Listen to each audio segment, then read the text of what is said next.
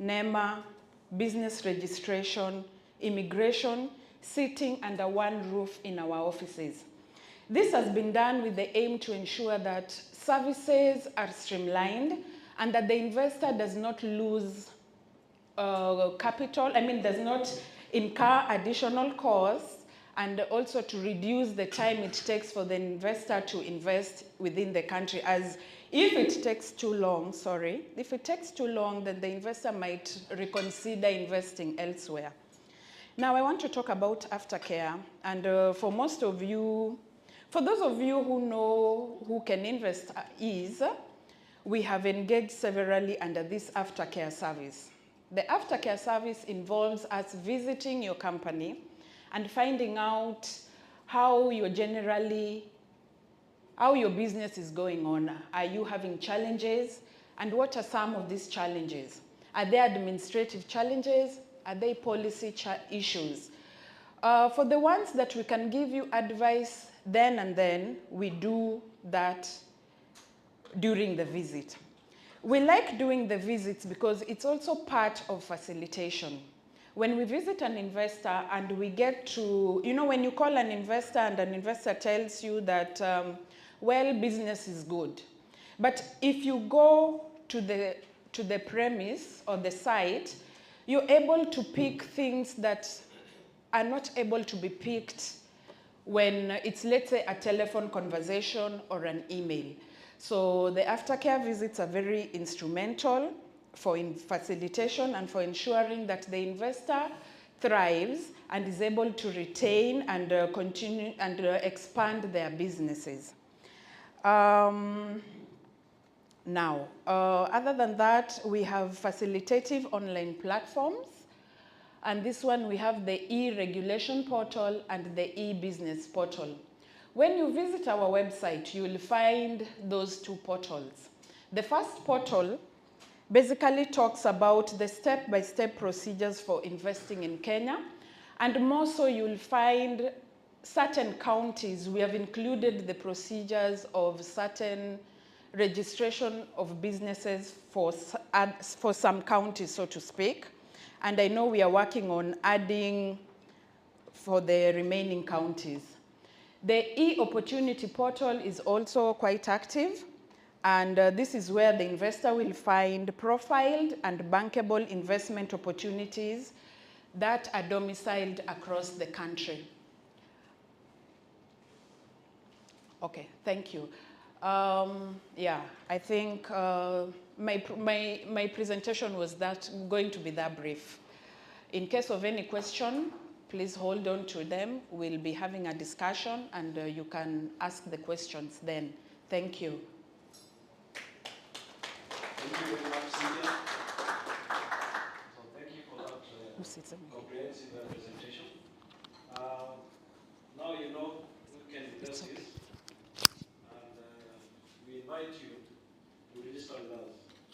Yeah, so currently we are live at the moment on Facebook, on Twitter, and YouTube. So hashtag Bonga na Can Invest. So we are live. You can join us. You can follow us live on Facebook, Twitter, and YouTube. Let me take this opportunity to welcome Ms. Sahale Bawazir, the CEO of Mombasa Investment Corporation.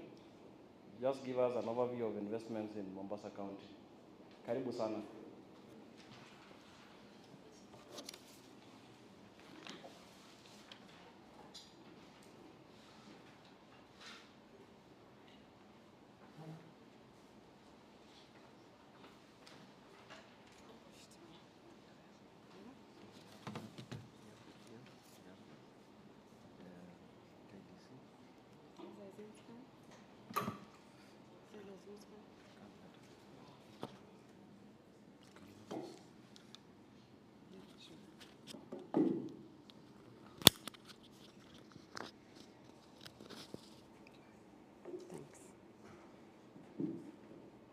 Good morning once again. I am Sahale Bawazir from Mombasa County Government, Mombasa Investment Corporation. I know many of you are wondering, what is this Mombasa Investment Corporation? Because when you hear Mombasa County Government, Mombasa Investment Corporation, you're wondering, what is this? Is it a department? What is it? The way we have an agency called Can Invest in the national government, we have a corporation which is doing a similar thing in the county government level. This is a fairly new concept. It is based on an act of law called Mombasa County Investment Corporation Act that was enacted in 2018, but it was not operationalized until this year. So we have gazetted the board just the last financial year, and we're now in operation. What does Mombasa Investment Corporation do? So we are planning to be the one-stop shop for all investment needs to ensure investment facilitation and investment promotion of Mombasa County. I'm going to speak in English and Swahili because both ni lugha ya taifa. As you're well aware, for people, I've had these different sectors, people wako hapa, si ndio? Mukitaka kukata leseni, I know all of you have a story to tell, or if you wanted to have inquiries, I can see people nodding. Because you will go from one department and be told you have another license to do in another department and things like this. What we're planning to do is to ensure that we streamline this investment process, make it easier for ease of doing business in the county. Otherwise, if we do not do that, we will lose so many investors, and that is what has been happening. So Mombasa Investment Corporation is adding value, or let me put it this way, is ensuring that investments are coming to Mombasa and that the process is streamlined. So once you want to open a business, all you do, you go online. Nowadays, everything is digitized. The license and permit is one. So you can get your conditional license as fast as in 24 hours. And then between 5 to 10 days, there will be, of course, inspectors from the Department of Trade who come and check and things like this. But you can as well start doing business there and then. And so this is from SMEs, MSMEs, and things like this. But if we're talking about big projects, like flagship projects of the county government of Mombasa, we are basically the first contact before you go to the county government, the Mombasa Investment Corporation. We will give you the investment opportunities that are there in Mombasa, same way that Can Invest says we tell you what is there to do in Nairobi. So we do this for Mombasa County. Why do we want to do this? So basically we want to streamline and simplify investment process. We want to improve coordination, enhance investor support, increase transparency and predictability, improve the investment climate, and increase competitiveness.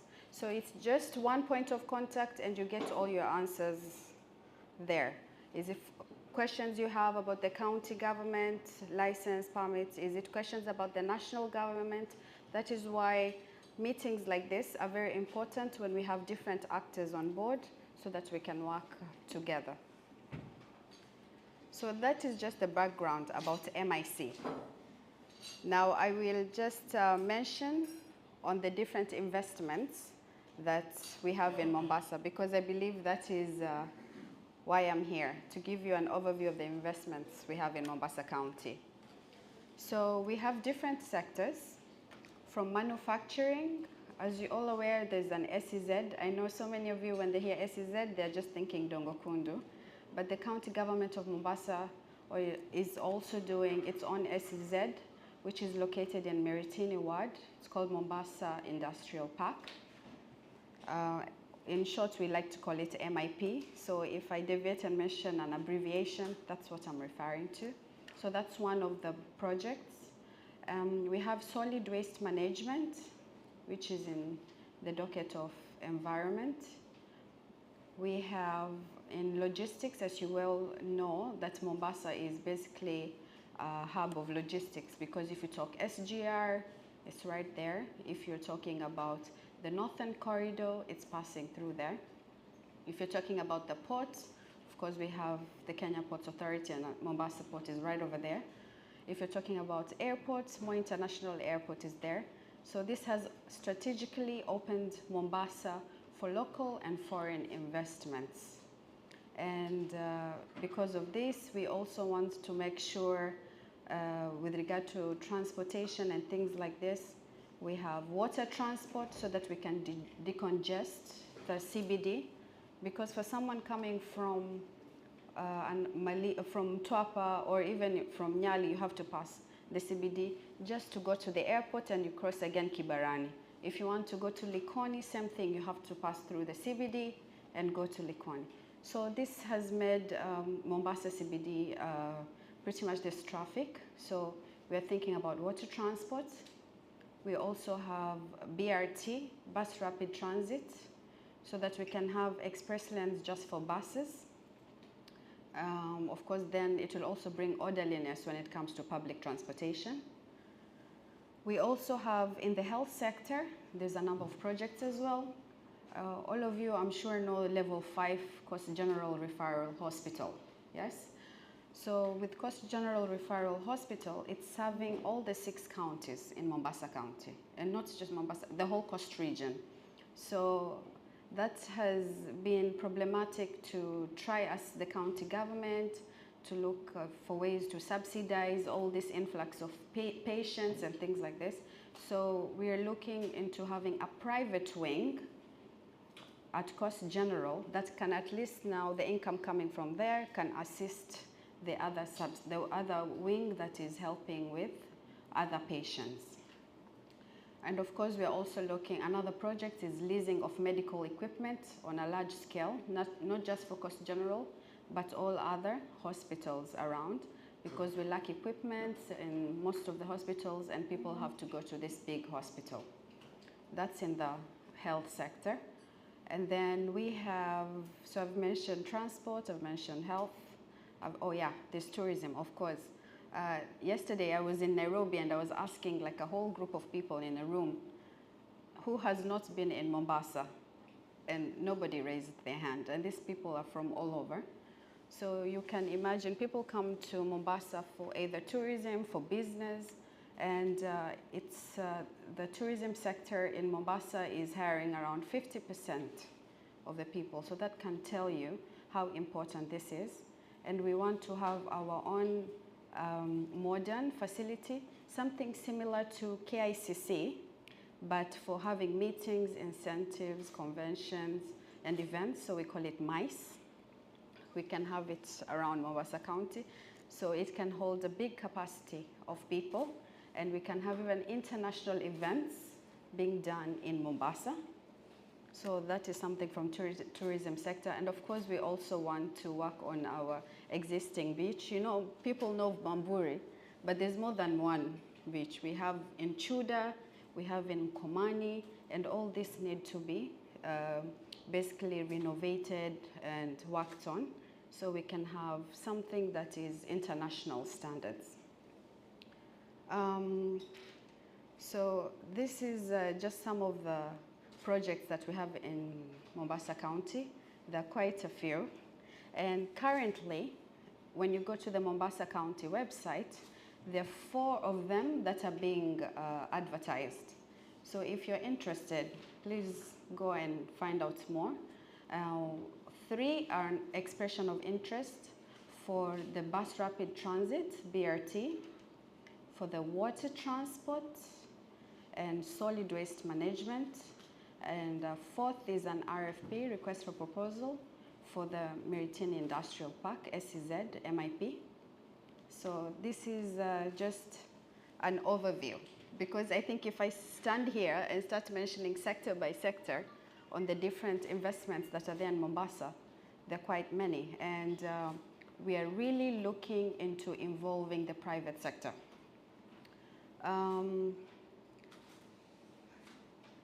According to the KNBS latest statistics, the economic outlook, we are anticipating 2.4% rise in revenue in all county governments. So that sounds good. So from around 445 to 456 billion rise in revenue for the financial year 2021-2022. However, there is also a rise in expenditure of 5.4% from 2022 financial year to 2023. What does that tell you? Even the revenues and resources that are there in the public sectors are not enough to meet the needs. So we have to work together, the public sector, the private sector. Of course, we have to work closely with the national government and financial institutions and development partners so that we can be able to achieve these goals. So this is just a summary of this, because I know I was told 1 hour for all speeches. Thank you very much, and karibuni Mombasa. Thank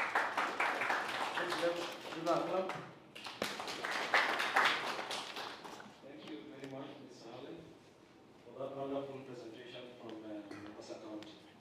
I'd like to recognize the presence of our board chair, Madam Sally. Karibu sana.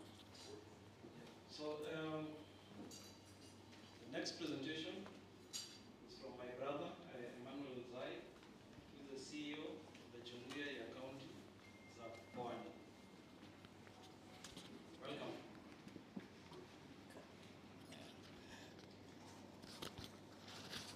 Hi, as you come, I'll only give you 3 minutes of time because it's supposed to be a breakfast meeting.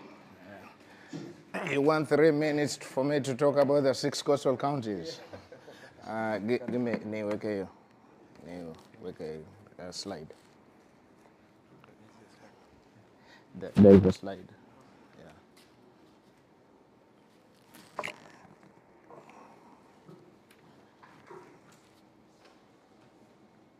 There's that.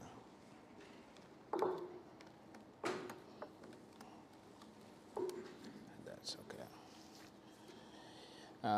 Good morning, everyone. It's still morning, right?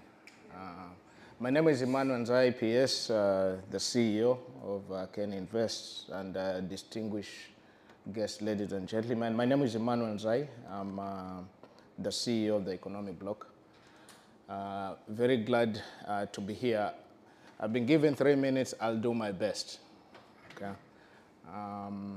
So quickly, I want to give some context. I've been asked to talk about the investment projects, but also opportunities, which I would say the opportunities of partnership with the audience, which is here. But I think it's important to give it more context, and I think there is more value of that. The economic blocks are new in the country. We pride ourselves to have been the first ones with a great history around that. I was the executive officer of the Vision 2030 Secretariat right at the beginning, and much of the modeling, we borrowed quite a bit of it here. So through that, we have a structure which we have adopted by the 6 county governments, that our role is more similar to Ken Invest, more now devolved with the focus of the geographical zone of the 6 coastal counties, lifting the boundaries and simply focusing it as an economic cluster. And our mandates are 4. We coordinate the 6 coastal counties in terms of economic development programs, the cross-cutting sectors and issues around that in terms of policies, in terms of promotion, promoting the destination as a tourism and investment destination in terms of all the regional assets and investment projects around that. The breakdown of it is such that at this point, again, this new institutional framework, I was very happy last week, there is an amendment in Parliament for joint authorities to be formed as an amendment to the PFMA, which I think that's accelerating, and we contributed to that quite a bit. So we are hopeful that by the end of this year, the institutional framework will be in place for it to be anchored. But by and large, this is our contribution to it in terms of where we stand. And in it is some few opportunities for us to collaborate quite a bit. So in the legal institutional framework, I think KenInvest and all of us who are here, we most often talk amongst ourselves. But the truth, when the investor looks at us, they look at us as Kenya, they look at us as a region. They don't even think about the county, they think about the project that they're working on. So we have sector working groups. I think we're trying to activate that. The departments of tourism, trade, and investment of each county, we are putting them together so that we can have at least quarterly meetings. And KenInvest will be a very good partner in that. That will be very good, where we bring in the national government and we speak as one region quarterly in conversations like this. And then out of that, we already have a regional blueprint, which I'll talk about it, and some few programs around it which are more catalytic. Our call is changing the story of the coastal region. We have defined our problems, and most of you know them. We've been hosting the poorest man in Kenya, but yet we have the biggest resources in these places. We have the blue economy, which we do not own as a region. We still have poverty.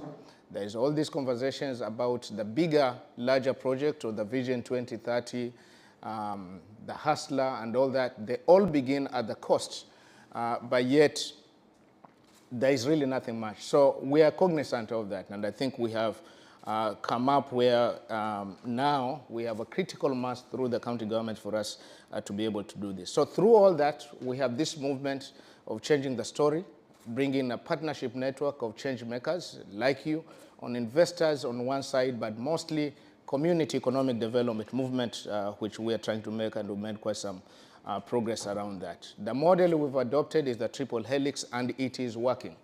The three universities around here, Taita Taveta University, Pwani University, Technical University of Mombasa, have been anchored, and they are part of the formation of the economic blocks through with the 6 governors. We have a regional economic blueprint anchored on the Vision 2030, totally mimicked, and that's moving well for us. I won't go through this much, but I think it's a model which has been working for us. And talk about investment opportunities, it is in order of priority as you have it. We believe we still have the biggest landmass. The president has been out in Tana River and Lamu. Why? Because those million acres and the anchor of food security will come from this region. So agribusiness, food and nutrition security, trade and industries, because of the trade and logistics, the ports that we have, the blue economy, we are the first blue counties, and the opportunities are there, we all know that. The natural resources, this is the mining value chain in Taita Taveta, in across all the six counties for that matter. And the rest we know. But more important, I think, on this architecture is for us to do the Jumuiya Investment Fund and create innovation labs at each of the 6 counties, which we have started that process, and we are looking to operationalize that between this year and next year. Accomplishments that we have made consistently since 2018 is the Regional Economic Investment Conference. We call it Jumuiya Agribusiness and Blue Economy Investment Conference. A very deliberate choice of words, and because of the focus that we want to make.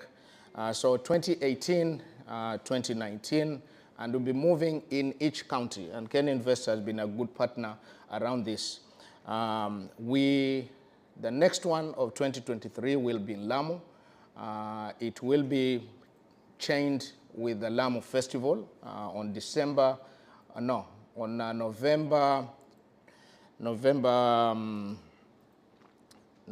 8 to 10.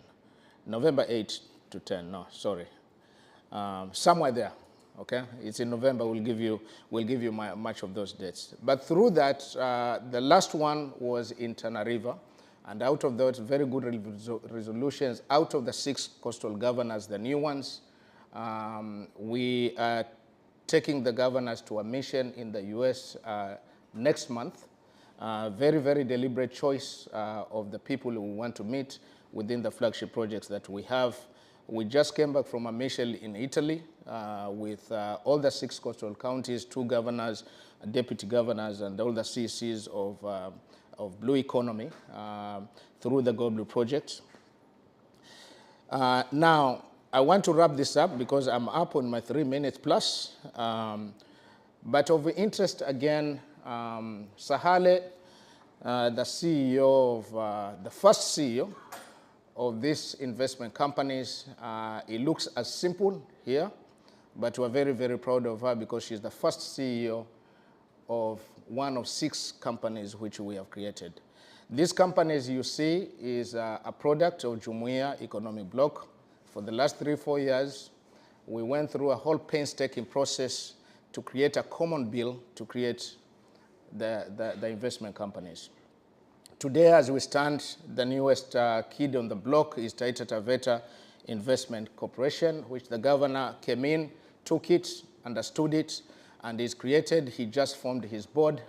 The other one is Mombasa, of course, Kilifi, and Tana River. Those are ready to go. We are hopeful that by end of August, somehow the boards will be formed, and we have a common launch sometime in November. What does that mean?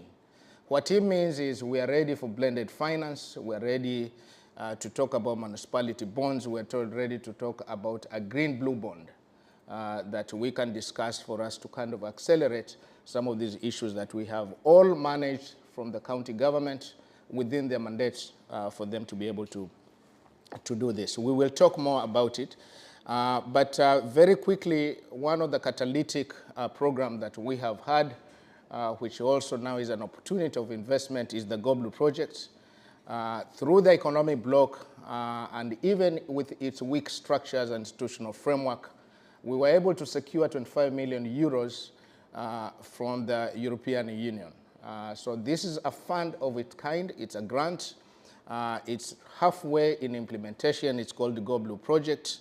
And we call it a catalytic fund to the Jumuiya 2030 blueprint implementation. So it was a plug-in to what we had. We went through a whole 2-year process of the proposal, and we secured the 25 million. The structure of it is such that the European Union puts money to their member states implementing partners. The GIZ is in charge of vocational training and blue economy jobs. You've seen it out here probably. 3,500 youths being trained in the jobs and placed into employment. Italian corporation has been in charge of the fisheries value chain, picked 9 beach management units, 26 boats delivered, capacity building, which is going to go on in the next 2 years. Portugal is tourism, culture, and heritage. We're finishing a blueprint on the culture and heritage sites in the whole coastal, and then the whole movement on the tourism. UN Habitat is about planning and environment, coastal cities, the merge between the county spatial plans and the marine spatial planning, that axis, urbanization, municipalities for a green-blue hub, as we would call it in the coastal region. So that's an aspiration. Now, what's the opportunity? With our weak systems, we were able to raise 25 million euros. I believe we can do 10 billion. I believe we can do more, okay? And that will be investments going into different places. You've heard about the Go Blue project. The president is going out there launching and giving out checks on KEMSED project programs, which is only 10 billion, and it's a loan from the World Bank. This was a grant. The grant is not coming anymore. We are now a middle income country, so we're not qualifying for that. So it's a new season where we must be able to go out there and put in some instruments which we can do this, and I think we're ready for this. So we're talking about Go Blue 2.0, where we can bring in to bear some of this conversation, where we are looking for partners to be able to structure and will need to be anchored by the Kenya Investment Authority. The other opportunity is the innovation labs, about creation of employment, workforce development on one side, and entrepreneurship so that we can move on this bottom-up conversation now, but we can count our micro, small, medium enterprises all the way to Shakahola and all the way to the other places. We literally be able to count them that they're from out here. Lastly, it's a partnership. CEO June, we invited and really like working with Cynthia here. It's about us now, and I think we are ready for that, to go and promote some of these projects that we have, open up the conversations where the investors do not come and land in Nairobi. Conversations end in Nairobi. We want them to come to the coast. So we have this movement we have created. It's called Go Kenya Coast in terms of tourism and investment, and we are pushing the governors to lead this effort. So the plan is for us to land in Atlanta sometime on August 23rd. We have our friends of the National Black Chamber of Commerce really talking to the black entrepreneurs, fund managers, very, very high level on very, very specific areas of housing, energy, transport, and much of that stuff. Then we'll get to South Carolina, Myrtle Beach, where we want to do some kind of twinning of how they have marketed their destination as a coastal city with ports and all that for us to do that. We'll be getting to Washington, D.C. We have some few MOUs to sign on emission testing and especially on climate change. And then we'll jump to Iowa to see the John Deere on Agri. So it's a full program, but I'm putting this forward for some of you who may be ready, who may be probably already have visas. It's good for us to go together, but more important, I think, the Kenya Investment Authority. Lastly, is the Go Kenya Coast, which we've worked very, very well with the Kenya Tourism Board. And it's an initiative which has attracted a few partners that we want to be able to launch together sometime in September. That would be all. Thank you so much. Thank you very much.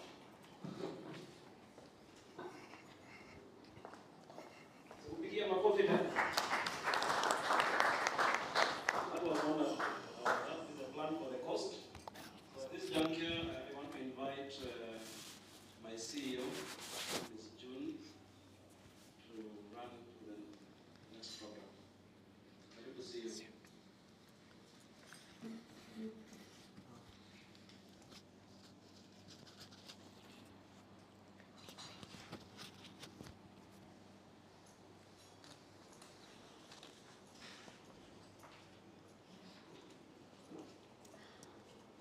The Principal Secretary, State Department of Investment, Hassan, we appreciate you, sir. Our Chair of the Board, Madam Sally Mahiu, karibu sana, the DG, Kenya Investment Authority, fellow CEOs from Jumuiya ya Pwani, the CEO, Mombasa Investment, investors, ladies and gentlemen. Good morning. Hamna raha wa Pwani. You are exhibiting Nairobi tendencies because we are used to coastal people being a little bit more fun, yeah? I hope before the end of the day we will feel that oozing in you. But before I invite my colleague, Madam Nora, to speak to us about KDC, I really would like to appreciate you for bracing the early morning, finding time to come here and have a conversation with us. The reason we are here today is to simply get to know you, know how you are doing, know what it is that you're struggling with, get to understand what we can do together to make it better for us to move this country to the next level. I think it's high time that the government gets up close with the private sector to really help you drive your investment and build towards your vision. We really need you to know that you are not alone. We have an interest in your business because you're going to create jobs for the young people in this country who are struggling with unemployment. You're going to help us balance the trade. You're going to help us strengthen our currency that is suffering, and it's through you that this economy can take off. Hence the reason we're here today. So today it is about you. It is not about us. And so we'd like to dedicate a lot more time to listen to you, to know what it is that you're struggling with, and if you are thriving, share with us so that we can celebrate you, so that we fix this country together. We are in it together, and that's why we are here. And therefore, I would like to invite my colleague, Madam Nora Ratemo, the Director General, KDC. But before she comes, I want to give you a secret. She's not listening. Akona pesa. Mkae tayari. Mwombe hiyo pesa. I didn't say. Welcome, DG.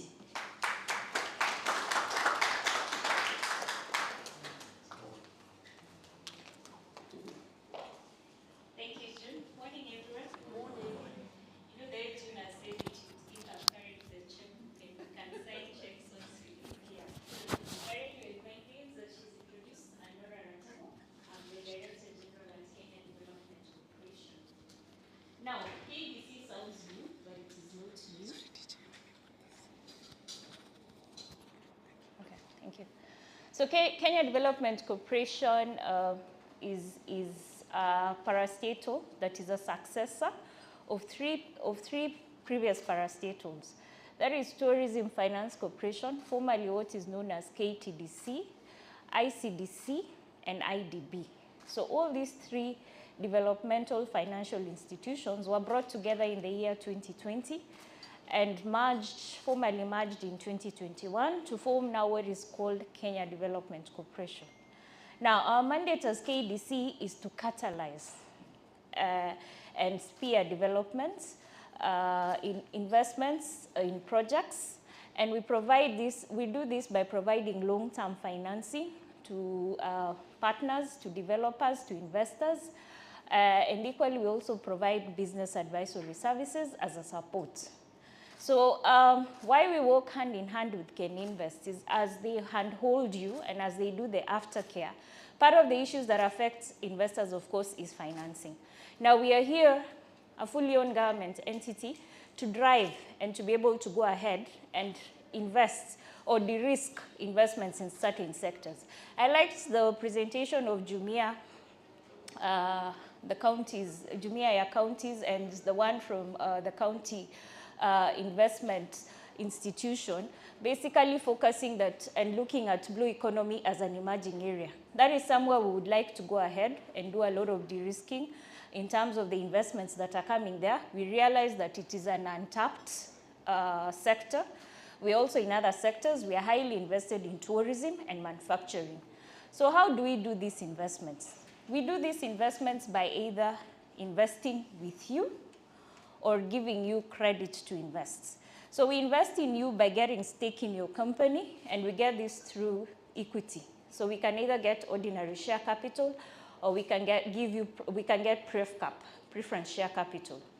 Now, the reasons why we invest is basically to de-risk your investment, so that then your project is able to attract private sector capital.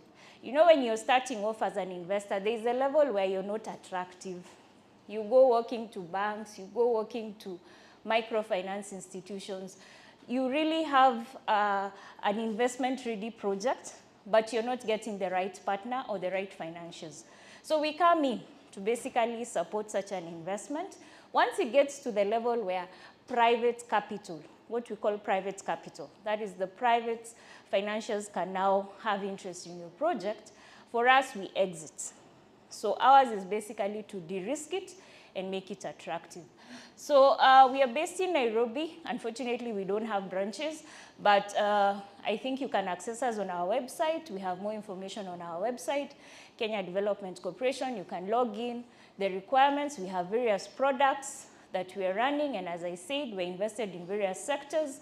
We're in tourism, we're in manufacturing, we are in blue economy, we're also in healthcare, we're in ICT, we're in agro-processing, we're very big in value addition, and of course, falling under the Ministry of Investment, Trade and Industry, ours is actually to drive investments in this country. So what we're also looking at is how we can co-invest. how we can also attract foreign direct capital into your projects. So we will assist you where KenInvest have been able to onboard you. We'll assist you to put your projects together, develop a concept around it, be able to do a feasibility study. That is what we do. Be able to resource mobilize where that feasibility study is actually bankable. We assist you to resource mobilize if we can't fund it ourselves. We equally can co-finance with other financial institutions where the projects are actually viable, and we may not, your investment may exceed the threshold of lending. So I think for more information, just visit our website. I'll be here after this to take up any questions that you may have, but we are open to support you. Reason why we attended this function today, so that we show that we will hold your hand. As KenInvest is doing the aftercare and onboarding you, we are here as your financial partners. We are here to ensure that your investments get the right financial support, whether we're able to do it directly, whether we're able to guide you to where you're able to get this financing. That is our role as KDC. So thank you very much. Asante.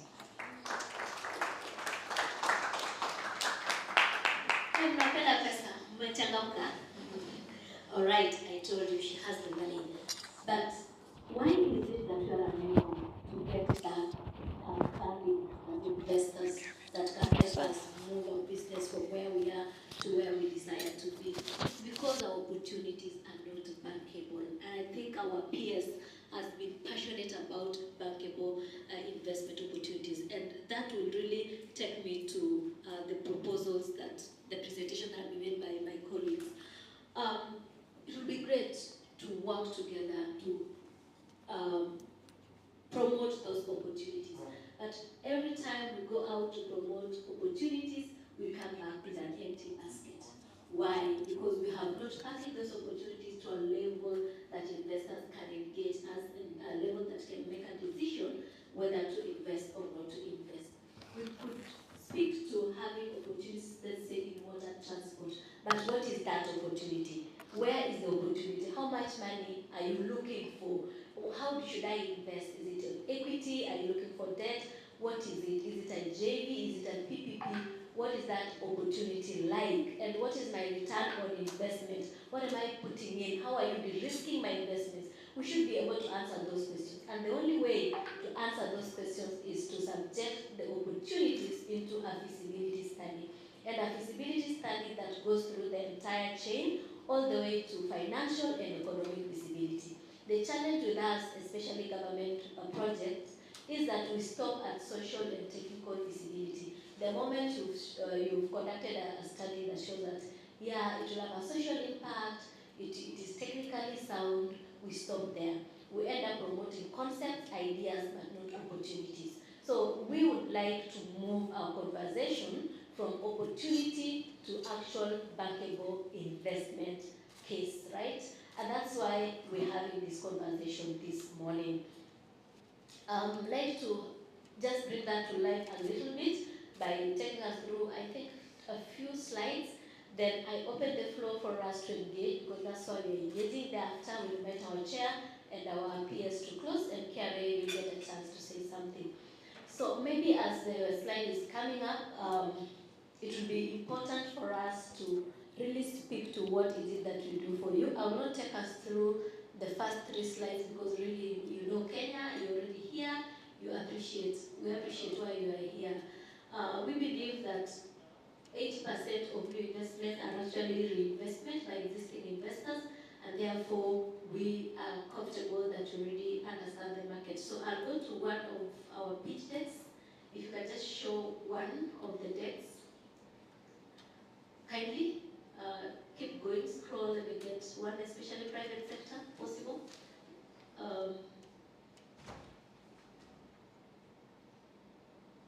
That one. Let me just use this particular one. Invest Engineer Kenya Limited. This is a KDC supported project. You can just enlarge to help us understand what it is that we are talking about. Now, if you look at this deck, it is not, there are information that have been packaged, and you work with UNIDO. who've given us a template that we feed in, but we are able to feed in if you already have a feasibility study. Nairobi Securities Exchange is also coming in to help us package up with these opportunities, and we work together with KDC. But just an example, this investment is on a locally owned pharmaceutical manufacturing company, and when you look at it, they are very specific. They manufacture generic medicines for local markets, and they are based in Isinya, Kajiado County. Their current asset base is $2.2 million US. The current sale rate is $1 million per annum. Those are their sales. And then we look at the value proposition. They are telling you that they have 9 years of experience, they are strategically located, they have a manufacturing plant, they already have co-investment with KDC, and the opportunity really is a strategic partner to inject working capital and upgrade the expansion of the company to a tune of $8 million US. They're very clear on the ask, $8 million US, and they already have an investment of $1.4 million by KDC. As an investor, does it make sense to you? And I think that's the time I need the microphones to go round. Does it make sense to you? And I happen to know some people. So Jaya, do you want to speak to this? Does it make sense to you as an investor? I'll volunteer you. I'm here, I'm pitching. Yeah? I'm Kenya Investment Authority. You are investors. I'm with you in Des Moines, in the US, and I'm pitching and saying we have this investor in Kenya. They are located 40 kilometers from the capital. They already have asset base of 2.2 million. This investor annual sales is $1 million. They are looking for a strategic partner to inject working capital to expand the company. My ask is 8 million, and the government has de-risked it at 1.4 million. Jaya, speak to that.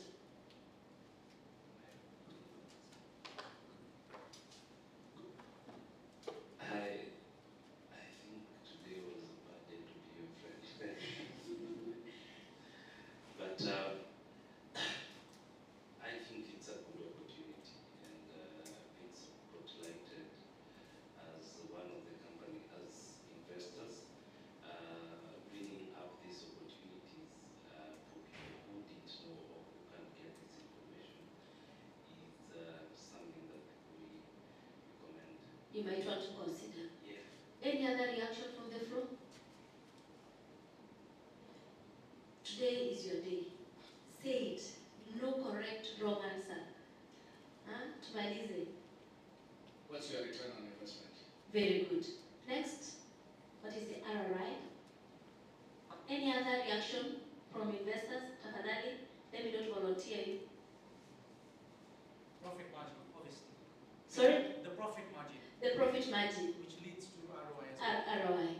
Any other? Okay. My brothers and sisters, these are the issues we face when we go out there to market Kenya. After I've spoken, after I've spent taxpayers' money flying out of the country, pitching for investments, if I'm not able to answer those questions, what's the ask? The ask is $8 million. What is it for working capital and expansion of the plant? What is your IRR? What is your profit margin? You know, what are some of the risks that you are likely? If we are unable to answer those questions, we are not promoting investments as a country. We are just having conversations and engaging. What we need you to do as an investor, if you are looking to invest, spend time. And by the way, yes, we have that information, probably should be populated here, but some are too generic. Go back and show me one that is generic, maybe at the beginning of this speech deck. Let me just show you an example of an opportunity that the story too. Umeisikia kitu ni story, yani Kenyans, you come with stories. We are not closing. Our investment attraction, FDI, has moved from where we were to $500 million US. How can we grow an economy like that? Show me one that is generic. Tuambiane ukweli, si ndio? By the time we are done, we know you're going back. Yes, you are giving you aftercare, but if you need to expand and need support, we need you to spend a little bit more money to do feasibility study and prepare your opportunity. And together with KDC, we are able to help you do that. Good. Let me give you an example of this. Invest in fair logistics. No. Go to this one. Invest in fair logistics at Dongokundu. Estimated investment cost, $2 million. Strategic gateway location is Aseza. In 2021, Kenya imported 6.4 million tons of petroleum. The value of petroleum was 15 million annually. The opportunity is a warehouse at Dongokundu, SEZ, to deal in transshipment of refined products in Kenya, East and Central Africa. Market 71 registered oil marketing companies in Kenya. Who can speak to that? Who can speak to that? Genuinely speaking, someone to say something about this presentation. A waste of taxpayers' money. This is the story. As an investor, I can Google.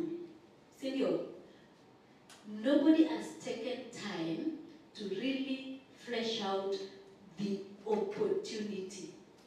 This is the challenge we are having, my brothers and sisters. We will be able to work together and market this country if we go deeper than this. If we go deeper than this, work with the right people, work with transactional advisors to ensure that we are very clear on what this warehouse is all about. How many square feet, right?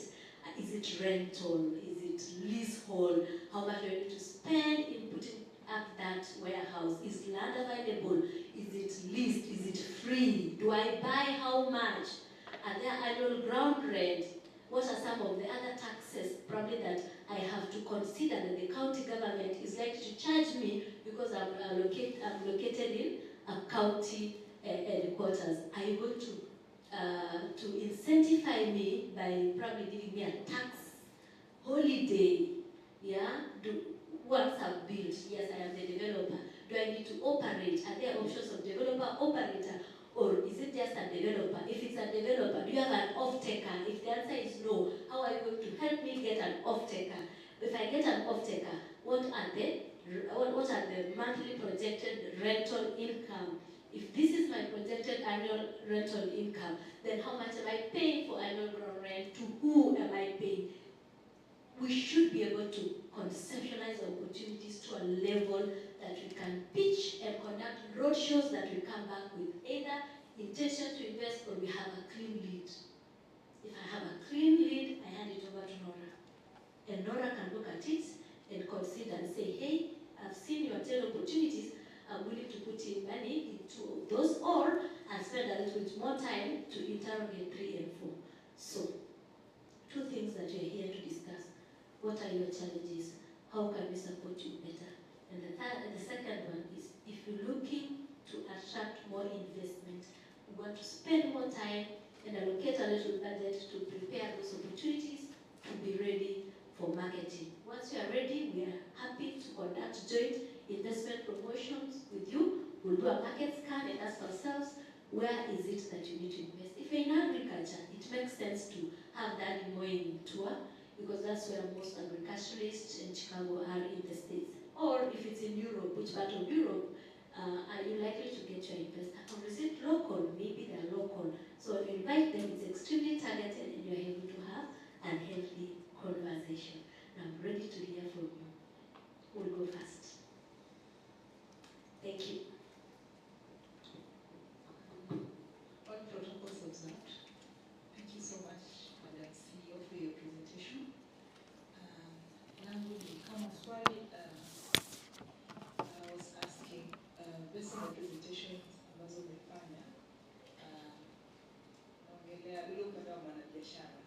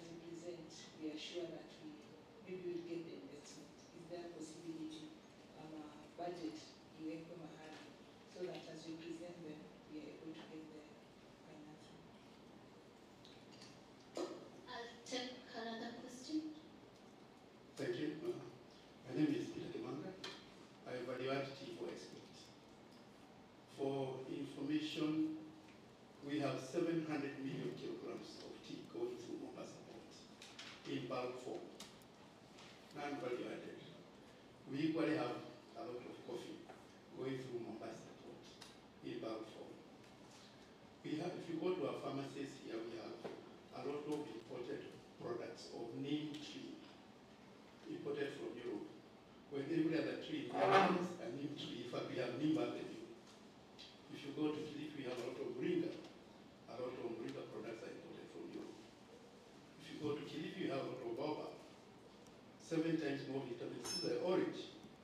The only value addition we do is to put some dye and call it mabuyu. There's such a big opportunity in value-adding agriculture in Mombasa for export. But there are challenges. I have had so many of my samples destroyed at Mombasa because the new buyers of tea today are supermarkets in Europe, in the US. Every other day they are sending me a sample to try and match and see whether I can supply from Kenya. If it comes to the airport, because I'm an EPZ, 1 kg sample, I have to spend 45,000 shillings to collect it, because I have to collect it in a sealed container, 1 kg. So the option is sometimes to destroy it at the airport, because it has to be escorted by a customs officer. It's only 1 kilogram. So what happens is we can't do it. Today we want some high quality packaging paper. With due respect to some companies in Nairobi, some certificates we require, like BRC, if you want to export to European supermarkets. None of the companies in Nairobi have that certificate. So we have to import that paper at 35% import duty. The new Finance Bill 2022 has added another 25% excess duty on top of the 35% import duty. If you want to pack tea for export today, I can advise you it is better take it to Egypt, have it packed there, because it will be cheaper than back to Kenya. And this is tea from Kenya. So that is one of the challenges. Like I said, the buyers are supermarkets. Kenya tea is being packed in Egypt. Dubai is now one of the leading exporters of Kenya tea packed, because we are unable to do it here.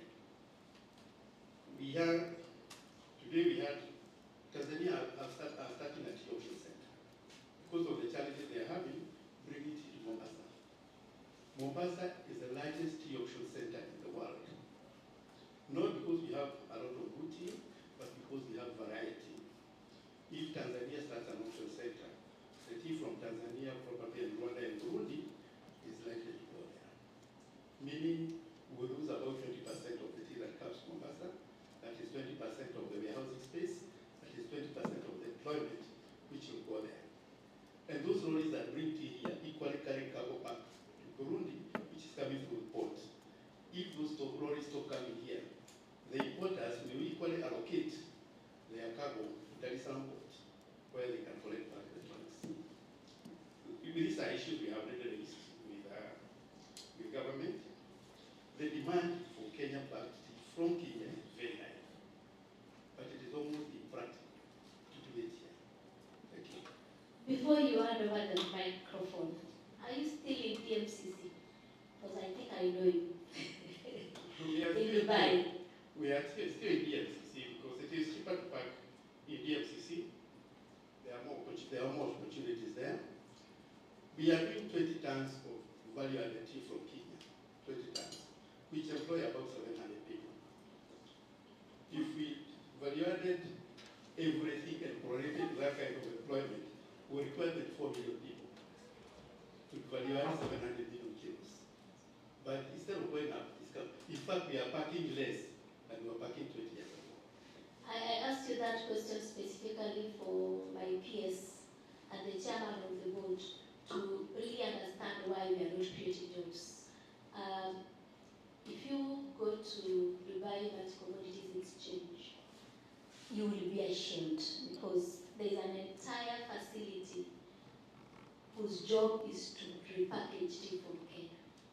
So we export in bag or Bagonia, Dubai adds value, and then they bring it back through our port. Our shilling gets weakened because we must buy dollars, and then it ends up in a supermarket, and my mother in the village who grows tea buys it. That's the reality. So I really wanted us to capture that.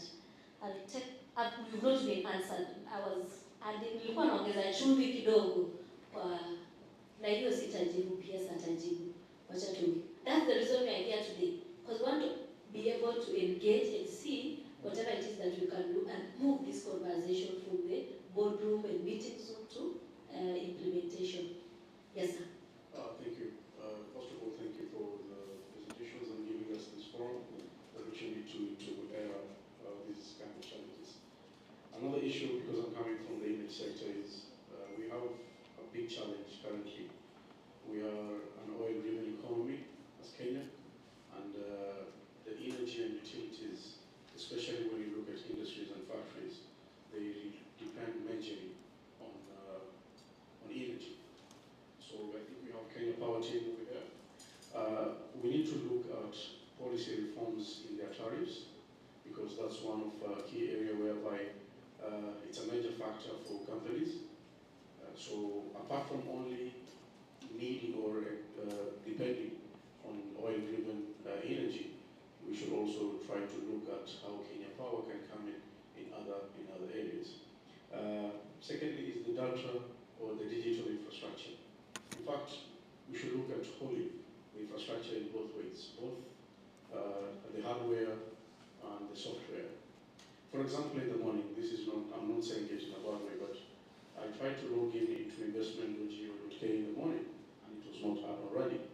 So as an investor from outside, how do I market my country? And we are having this kind of challenges, which are very simple. So when we go into the technical perspective, we need to upgrade our capabilities, we need to upgrade our infrastructure in the software area, so that this information that you have actually shown over here today, majority of Kenyans are aware, they're not actually here. And we have major investors who are actually outside who could not actually possibly attend. So how do we create, put an alarm mark, put a center on the internet, because that's where we're heading to, the IoT of things and everything. So let's look at not only the infrastructure on the ground, whereby we thank the Excellency the President and his team on going beyond the needs of the Kenyans, but still we need to look at the software part of it. So both energy and the digital infrastructure. All right. I know we'll answer, but on energy, would request you to be a little bit specific in terms of your sector. What is your pain point? And I think my team can still follow up. Don't worry. Come to your office so that you actually write the real issues, so we are able to, and especially long-term and scalable, right? So before we react to the first three, I'll take the last one, and then we see if we have another round of questions. Jay, I hope you're going to say I'm nice. Yeah, you are a very nice person. Thank you for the amazing job that you do. So I have like three sectors that I'll Please speak to the mic, we can hear you. Sorry, I'll ask about three questions. Number one is, I think if you look at the coastal region, we have different people doing different things. We support businesses, and one of the key issues that we are having is that most of the businesses are not yet there in terms of industry specification and standardization. That's why we have a problem pushing this product outside, even locally to other counties, the upper part of the country, and we can also not export. Still on the same, the businesses are very small as a unit. Do we have a plan as Ken Invest of amalgamating? Yeah, this language. Yes. So bringing these units together so that we can have one big unit, because they are doing almost the same thing. We come up with some standardization, and then we can be able to push that as a block. The other thing is financing. A lot of businesses around Mombasa and the coastal region that we work with, you'll find that they need infrastructural support. So this is to KTC. Do you support infrastructure support talking of the specific industry in the fisheries industry, because storage has been the main issue. So when it comes to transportation and also at the warehouses. So cold storage is the main challenge that the people in that businesses have. And then the last one, to can invest in ADC, the kind of businesses that you're supporting. Are they startup, growth stage, or mature businesses? Because all of them have different types of risks, and what are the type of interventions that you're doing for each of the segments that are there? Thank you. All right, so I'll attempt to answer that, and I would request maybe the PS, the chair, to maybe take some notes so that as they speak, they will respond to that. But Madam Nora, you'll be able to respond to the finances. So I'll start with my sister here with regards to services that we offer investors, especially packaging the opportunities to bankability. So we've noticed this gap, and because as an authority, our job has historically been to simply promote, facilitate, and aftercare. So once your product is ready, assuming that your product is this Aquamist, you bring it to us, we promote it for you, and once we've promoted it for you, we wait to give you aftercare. If you're having challenges, maybe issues to do with taxation or investment climate and all that, then we come in. But we realize that we are stuck, because what we are getting is not a ready bottle of water, we are being given a river to sell. It's not ready. So to address this issue, we've agreed to work with KDC to come up with a business support program that will allow us to then work with you to subject your idea, your opportunity to study, and then we package it for you to bankability. Once it's ready and bankable, we then conduct joint promotion activities. And of course, after that, we retreat back and give you aftercare. So it's a new service that we've introduced, and we're working with the KDC and the Nairobi Securities Exchange to package, meaning that businesses like yourselves are actually allowed to work with us, and we'll come up with a revenue share or a model to support that. Because again, governments may not set aside money to fund private investment packaging, but when it comes to promotion and aftercare, we support you free of charge. So I hope that answers your question, and it's okay to pick up that conversation. So all of us here, businesses, if you would like to subject your opportunity to bankability, we can have that conversation, but you must set aside some budget for us to be able to support you. Then when it comes to promotion, we will provide it to you free of charge. The next question really was product diversification from Peter of Kericho Gold. That is, I think, a challenge, PS, that we can pick up and ask ourselves, how can we ensure that we have quality packaging materials in the country? I think that's the greatest challenge to value addition. And then with our colleagues from the county, Jumuiya County as well, maybe we can also retreat and conduct studies on value addition in the tea sector, and most importantly, the herbal tea and all that. I did know that Baobab is one of the products that support with vitamin C and all that. We have the county industrial, irrigation and industrial parks that now different counties have set aside. Is it possible then as investment to come and begin to ask ourselves, what are these investment opportunities that we need to attract to KIPES? Now if we want to convert our KIPES, county aggregation and investment parks KIPES, to begin to solve some of these challenges that we are addressing, then let's sit and conduct these studies jointly and package these opportunities, then we ensure that we do that. And that will also answer the question from Jaya with regards to the scale of businesses. The businesses are too small. This is what the county aggregation investment parks is trying to solve, because what it does, it will aggregate and do what you're calling amalgamation. So if you are a small-time investor in a certain sector, then when you aggregate all within that park, then you get the scale. Once you have the scale, then you can now export. And it's in that space that we then begin to look at standardization, because as it is, we are not coordinated, we are disjointed. So even standardizing disjointed efforts is a challenge. So we allow you to aggregate, amalgamate, then we facilitate the process of standardization. Does that answer your question? But then you must begin to appreciate that that exists, then we all sit together and begin to work towards our aggregation centers jointly. I'm happy to take further questions to clarify that. A question on data. I think you must have noticed since yesterday there was a serious attack on the entire government, and not just the KenInvest website. And so through ICT Authority and the Ministry of ICT, they're working to ensure that all the government data is secure. So that was a major attack in the country, but no data is lost. The sites are very safe.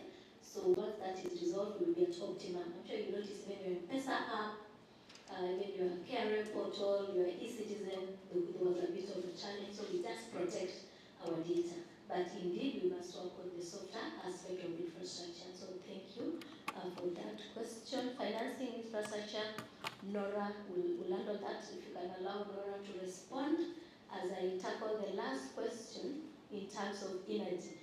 We are too generic. You see, government, mimi natoka bara, sijui kuongea Kiswahili sanifu, gava haina masikio. How do you say that in good Kiswahili? Government has no ears. Sema kwa Kiswahili sanifu.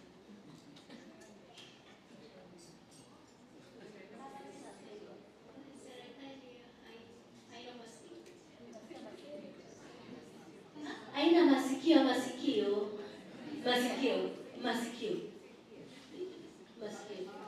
Oh, serikali haina masikio, iko tu na macho.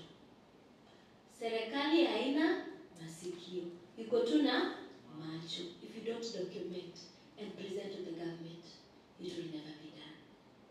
Let us document. And we will work with you to document, because this government has only eyes, it can only read. And no matter how much we struggle to shout, hata tukienda maandamano, haisikiangi. Juu haina, you can't force it. Haina masikio, but iko na. Excuse me, sorry, before she takes that. You say the government can only read. I have written so much to a government agency, and they took about 9 months to respond. So do we have a charter of how fast they can read? You must have written it in French. Was it in English? I'm born and brought up and made in Kenya. I don't know French. Good, Apple. We need to work on SLS. I got you. Okay, thank you. So on the value add for tea, that would be a very interesting conversation. I think for us as KBC, that's a priority sector for government. It's an agenda for government for this financial year. And for us, is to see how we can support you, see how we can value add. We can be selling our tea group. We're really getting this advantage on that. But let's see how to make it a business case that we can actually support as KBC. Now, on whether we finance infrastructure projects, we finance public or we invest in public infrastructure projects. We are required to provide financial funding. So what happens is that there are national priority projects that KBC will come in to assist government to raise funding for that. So the funding can come in various models, and at times you find that we'll end up having stake in such investments. But for private sector, we don't do infrastructure projects, but we do that for national projects, and they have to be national priority projects owned by a government entity. Now, the support we give the various levels of businesses, for startups, yes, we do invest in startups. It depends, it should be in our sector of focus. Of course, the feasibility should be a viable project. We look at what funding or capital raising model will work for that project. We have various startups that we have supported. We equally support those who are growing or scaling up. So we have various products like working capital, financing, we provide that. We also provide asset finance. We equally provide project finance. So it depends on what level or your particular need. And I think what we've discovered with a lot of businesses is at times you meet the mismatch in terms of your need vis-a-vis the kind of funding you're looking for. You'll find a startup business going for an overdraft. You will struggle because your cash flows have not yet stabilized. You basically at that point need investors like us, a developmental financial institution, patient capital, capital that will not stress you. The kind of capital you go for depending at what stage of business you are at is what determines how well that financing will work for your business. So I think it's a conversation that we want to start having as Ken investors, sensitizing you on the aftercare. We're also sensitizing you on the various financing options as a business you have and what support we can give. So you can just come to us at KDC. We provide business advisory services. So those are part of the services we'll advise you. We may not provide you the funding, but we'll actually guide you and tell you where to actually go for this funding, what kind of funding you should actually look for. At times we also help you resource mobilize that funding if at all we can't do it ourselves. So we are there, we can support all levels. And of course those who are at maturity stage, we do support them. Now those are the ones who are probably now even at the level of, and June has mentioned that, looking at working with NSC, because your company has gotten to a level where now you need to raise capital from the public. You probably have gotten to a level where you don't need to raise capital from banks, you probably need to sell a stake of your company. So list it. And you don't even have to publicly list it. There are also at various levels of raising capital within the Nairobi Stock Exchange, which necessarily does not mean that you have to relinquish your company. So I think there are various models in terms of raising capital. We can have that conversation, but I think pairs are visit in our offices. Asante. Great. Yeah, and I think let's appreciate Cora. That's the aftercare we gave you. Investor, we understand. Next time when you write, please write through us so that we do the hand holding for you and ensure that you get the response within the shortest time possible. But it's always important to document. Can we take another round of questions? I know the investors at the back, you've been murmuring. This is a safe space. Please share with us your grievances. We are going to put it in a report and we will follow through. So this is the right time to raise those concerns. We may not have the answers, but we will take it up. At the back there, then, this great lady here.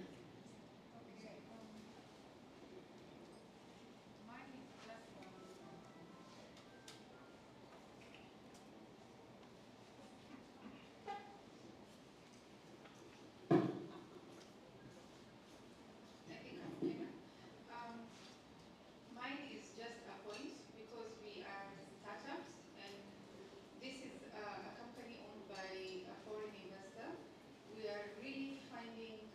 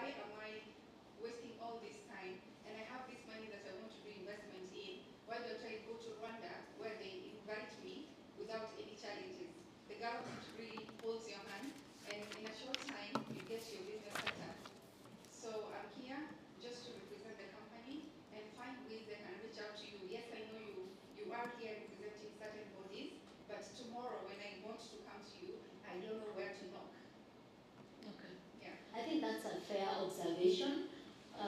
We need to do more in terms of unholding, and I'm glad that you now once come to us. We will struggle together. That's what we can promise you. And we've gotten it, the processes, how then do you shorten that? Because indeed investors have options. So we agree with you, investors have options. Come, let's work together. We now have an investment framework that we come to Can Invest, we try our best. If we are stuck, we go to the PS. PS is able to get his colleagues, PSS, to a round table and try and resolve the issue. If it's beyond them, then he's able to escalate to the president through the National Investment Council that the president has now appointed formally. He chairs that meeting, and our chair of the board is a member. The PS sits in that council, and we as Kenya Investment Authority provide secretariat services. So all your grievances, if it can't be handled by us and it can't be handled at the ministry, then we're able to escalate them to the president. But what it does, this is what I want us to understand. Unless we share some of these grievances, where we are seated, we wonder why investors are disgruntled. Because we don't know, we are not wearing your shoes. So speak to us so that we can pick them up and try and resolve them. So I'm glad that you're able to share. Can we take a few more before we close? Or just now, the real issue, because I think we are running short of time. Speak to the issue. I will give an example. You've seen electric tuk-tuks in Mombasa.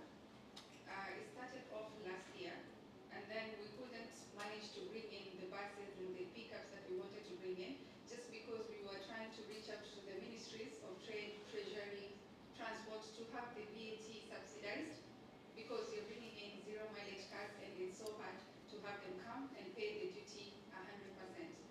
So this investor went into Rwanda and brought all type of cars into Rwanda without any VATs, no excise duties, and no plate registrations.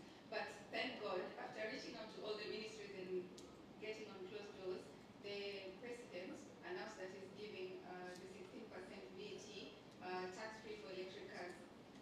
So but can I ask you a question without really? Do you think that is being serving this country right? If we open it up for imports, are we really creating those jobs?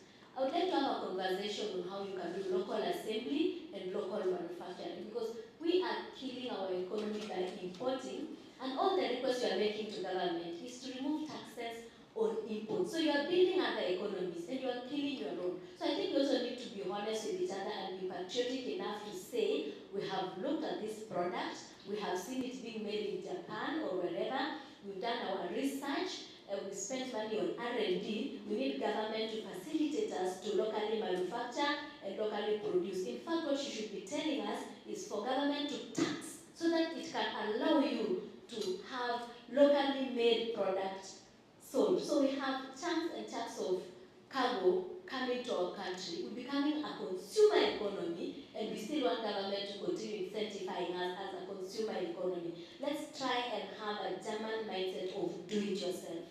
That's a feedback that I'll give you straight here.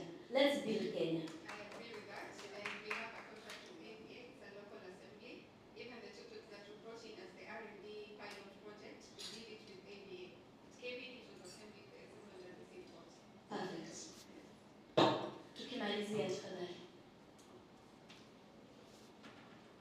Hi, Maria with Johnston Supplies. I was really looking at the blue economy thing, and I wanted to go in with getting a fishing vessel. Would you guys be willing to help me once I'm ready, and maybe also with the promotion thingy, so that we can also get the fish outside in the world? Would you be willing to hold my hand once I knock at your doors? Yes, ma'am. All right, thank you. Any other? Tukimalizia. Peter.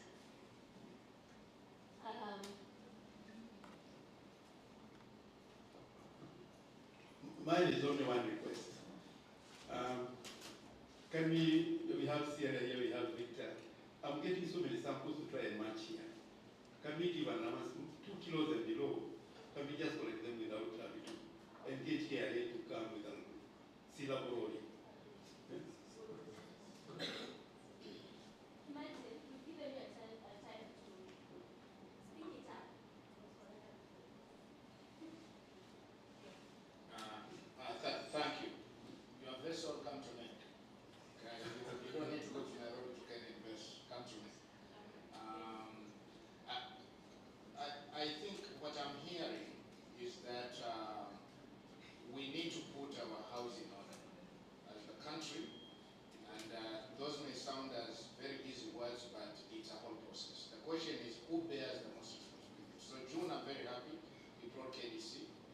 think it's you and KDC who bears the most responsibility of helping to package these investor projects. Kenya Investor has more than 300 projects which are published, which we lay them out at GECO. I would imagine, and I follow through with that to come to your office, that each of those projects, you actually have a whole wall with the feasibilities, those which are feasibilities, and all these questions are answered. So that's the first stage, and I would think the team that you have full-time, which are there need to be at least 3-4 people who can come to Jumuiya and sit down with me for 1 month, full-time, and they're experts in their own way to package the project across the country. You could repeat this across the 7 economic blocks in the country, and within 3 months you have a project. I'll give you a perspective. In 2011, we had the first institutional investor conference with the Vision 2030 in New York. We took the country to New York.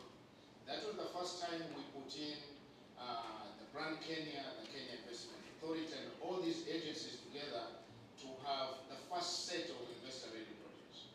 So I would think right now, I think we have an opportunity to do that again, or Tanzania will eat our lunch. Thank you. All right, good one. I think very quickly, I think you're doing a fantastic job, and I like the fact that you're here giving solutions. So you have a ODC, one OSC, one stop center in Nairobi, maybe one in Mombasa would be good because you have many grievances here. We can walk in and somebody like you, or we can reach out to you and find a solution instantly, would be great, but well done. Asante sana. I have something burning. The good thing of working with your bosses is that you make the mistakes, and then when they come, they correct and they apologize. So I'm about to make a serious mistake, but I know my bosses will apologize on my behalf. Hello. So my concern is, we talk about manufacturing, health, sector and businesses. My concern is tech entrepreneurship. Tech entrepreneurship is not like something that is regarded mostly in Mombasa. All that manufacturing, health, when tech cut across all that, like someone, I'm talking on behalf of my fellow youth, come with brilliant systems or IoT app solutions to cut across maybe health or manufacturing, but when they struggle to bring those projects to reality. Like when you go to pitch to an investor or someone and you mention about how they want the profit margin and all. So when you mention like you're going to get your management subscription or that, it's like it's so risky that they cannot take it, and in fact if it's an idea still. So we are facing that a lot as youth in Mombasa. We have come up with an organization. It's called Infitech. What we do is that we bring youth sustainable tech ideas to reality by collaboration, learning tech entrepreneurship. When we are asked how are you going to make profit and all, they know how to answer. Leadership skills as well as self-development skills. So, please, when you're talking about all this, please keep in mind that as tech entrepreneurs, we also need your support. Thank you. Wow. And I'll start with that, and I'll also refer you to Jaya. I think we've spent about 7 years with him trying to build enterprises for the young people. I can tell you for sure it is the mindset of the young person, and if you can project the Vijana to invest. Now, what we've realized as a country is that our MSMEs at the micro level, they have a trader's mindset. They don't have an investor mindset. And even our tech startups, our innovators, they don't have an investor mindset. When they have an idea, they conceptualize it, they innovate around it, they pitch it to a startup. And just as they are about to scale, they're caught in a situation where they want to cling onto the idea and then they want to be supported for free. If you are in business, you'll agree with me, there is no free lunch. So you need to understand that you should be open to different ways of raising capital. If it's equity, you need to understand. But sitting back and saying, I have a brilliant idea and I need money to be, you will not get it. And that is why we've started a new program. We are calling it Vijana to Invest, a masterclass. And the really focus of this is, first of all, we want to promote savings and investment culture among the young people, so that you understand how to save and inject and build capital for your business. And some of the programs that we will be able to run under this program are this, but we've been asked to include what we call NIPLAN. The NIPLAN is a program under the International Labour Organization that will then allow you to think through your idea, your business idea, and see options of scaling it in terms of funding and product diversification. But half of the time, the young people actually think that they have the most amazing. It is not bankable, but you're seated there and you don't want to capacity to understand first. We say, yes, you're great. Can we help you move this idea to an opportunity? But then let's work together and our logo, alafu walikuwa kubongo taniombea msamaha. You see, nobody will give you anything for free. You must be willing to put in money. My colleague, yes, we can help package those products, and I agree with you. We'll send a team. I think we need to start, and with the permission PS of myself and Nora should then now come work together and allow us to use our office. We have an office in Mombasa, so Nora should second someone to come and sit in our Mombasa office, second someone to go and sit in our Eldoret office, so that it's more of a hub and provide that one-stop services to you, including care, because in Nairobi, KRA sits in our office, water companies sit in our office, NEMA sits in our office, business registration, PRS, they sit in our office. That's our one-stop center. It is there, it works. If we pre-schedule it, then whenever you need to speak to us in Nairobi, we quickly get into a conference call and we engage. So we already have that. I think what we need to do is then now have some of other agencies, critical agencies, to then sit in our county offices, but again work with Jumuiya. But my brother, for us to progress, we must be willing to put in money, because we can't agree to give free lunch. There is no free lunch. So we need to work on that model, that even as a private investor, what are you putting in, or what are you seeding for us to be able to work on this idea? Imagine spending money and resources on an idea or an opportunity that has not been even validated. I think we will be spending government money doing the wrong thing. So let's again sit together. But the part that I wanted to push you back a little bit, yes, we go, and I mean me and you. We go out there, we market. You know what we come back with? Grants.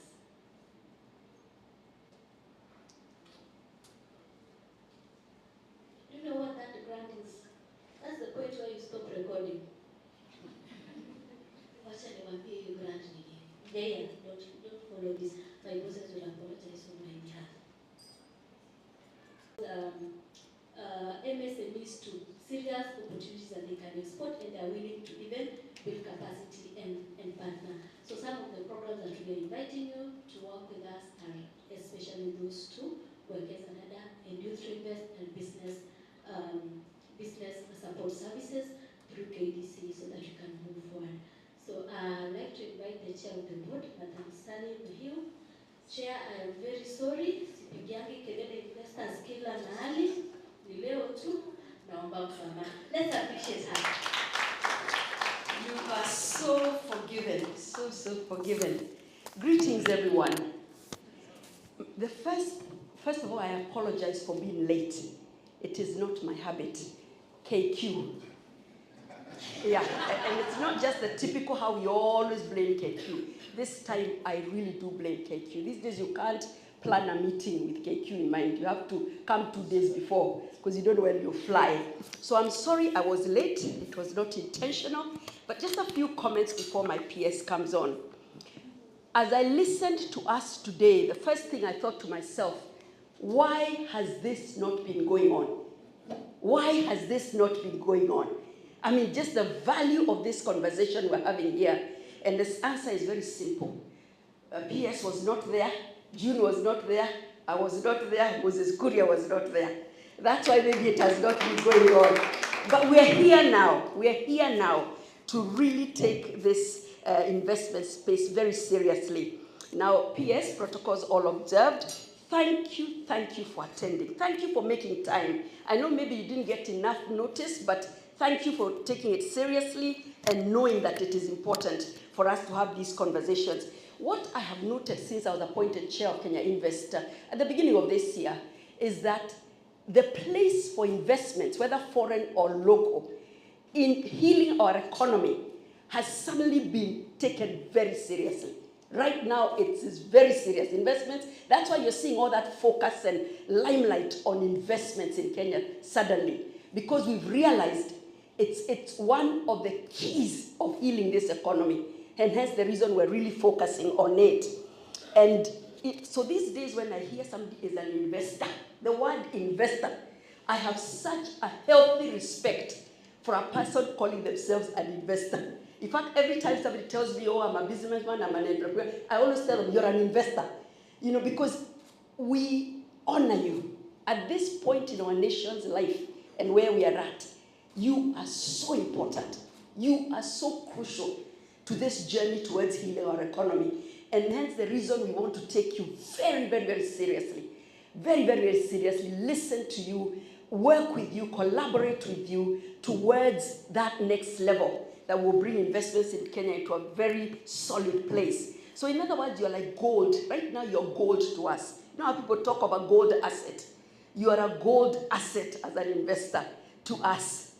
And the other day when we were talking about the Coast region, I was here for 25 years. I lived here for 25 years. So I have a very soft spot for the Coast region because I raised my babies here. I came just the week I was married, I came here, got my children here. We stayed here. We only moved back a couple of years back. So I have a soft spot. What I noticed about the Coast region is that there's a quiet effectiveness. When I first came, I used to wonder, mbona wanafunga duka lunchtime? Mbona wanafunga hairdressing places lunchtime? So I used to find, they're slow. But it took me to be here for those 25 years to realize there's a quiet effectiveness without the noise. Coast people, yes, they get things done. Ultimately, the things are done. It isn't the hype of Nairobi. You know the hype, let's meet you later, let's do this meeting. In Nairobi, we do things with a lot of noise. But in the Coast province, there's a quiet effectiveness. And some of the most profitable businesses and most sound businesses I ever came across were from this Coast province. There's a lot of productivity, and that is true.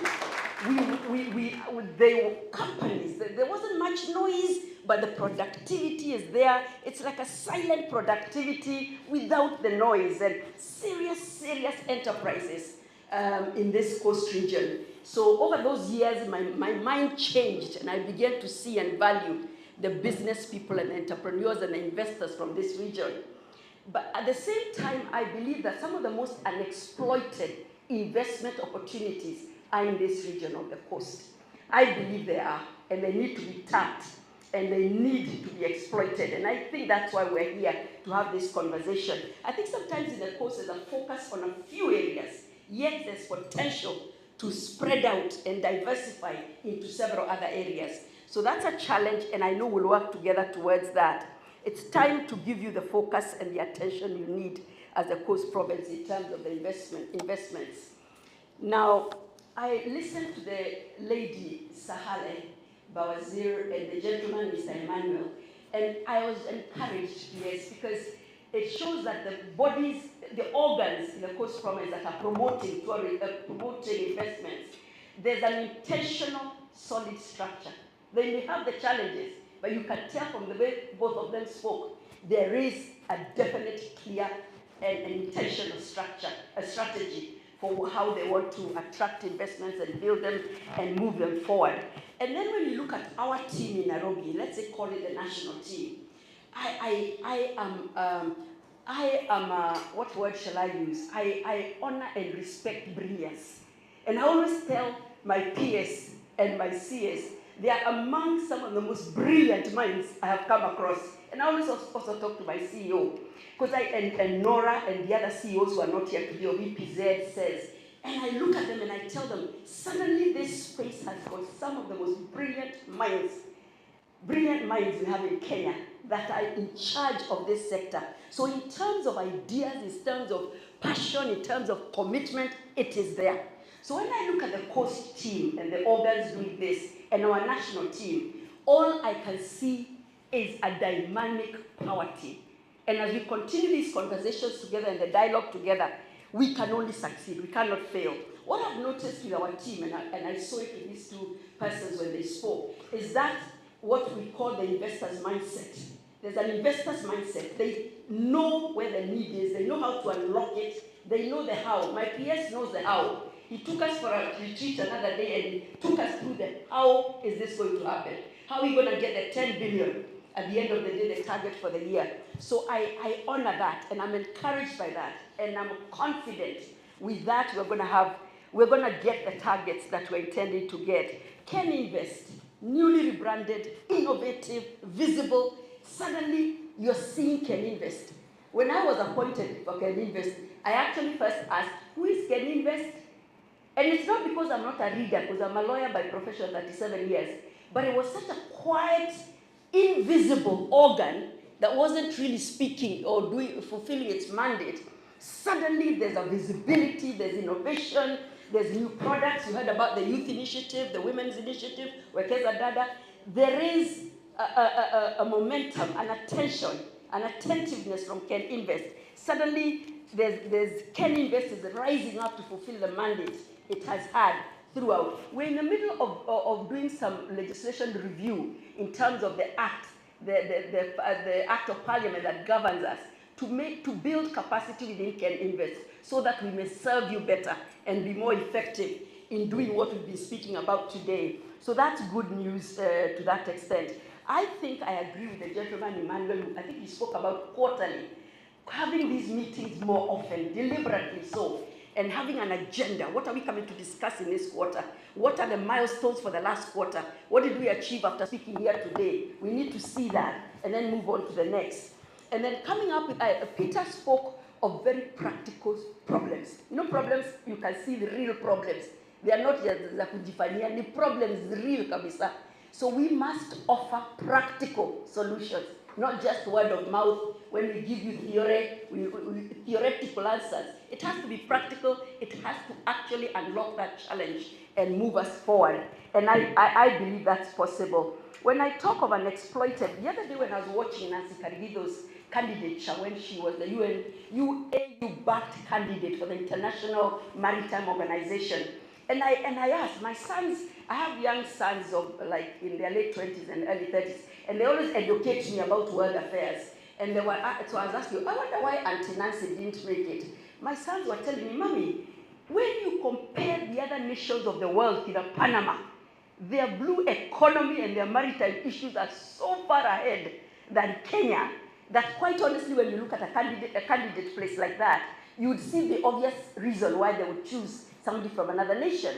But what encouraged me is that we even had a candidate.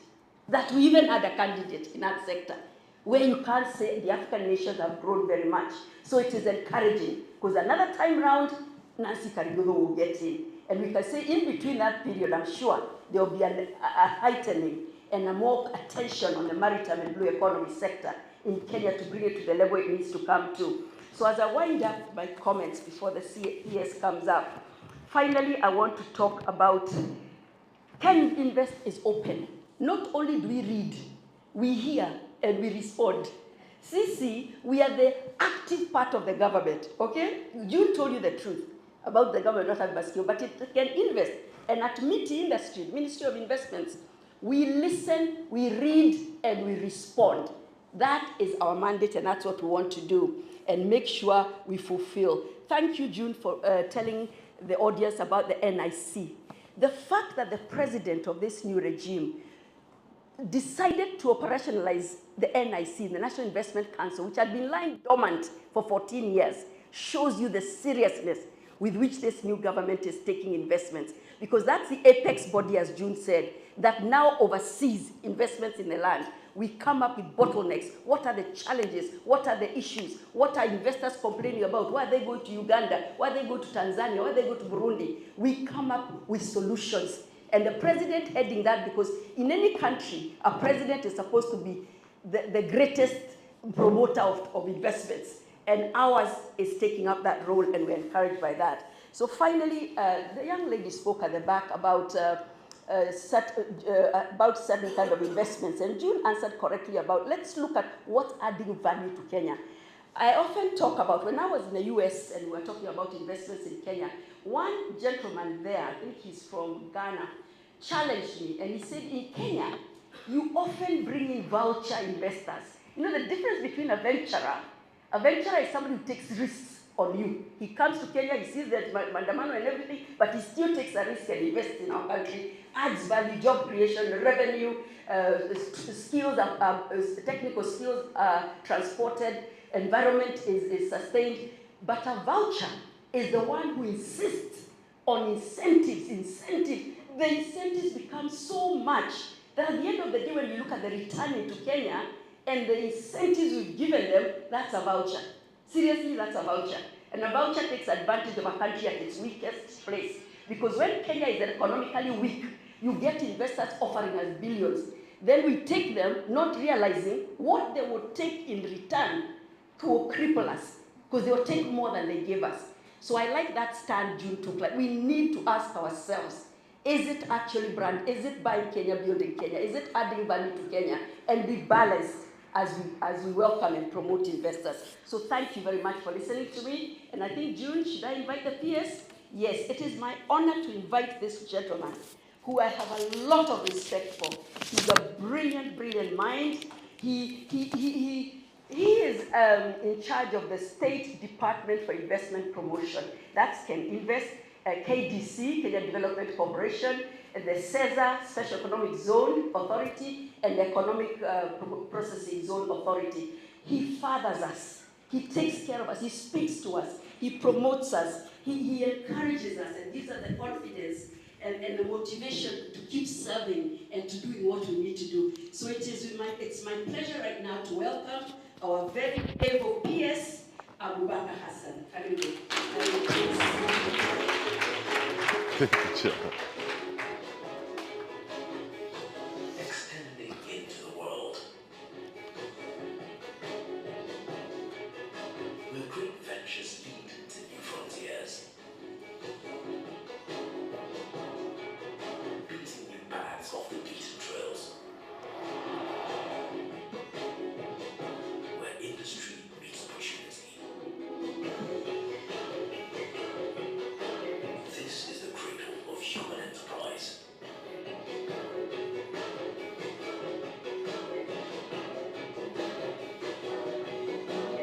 Opening a world of growing possibilities. A place where preparation is the path to potential.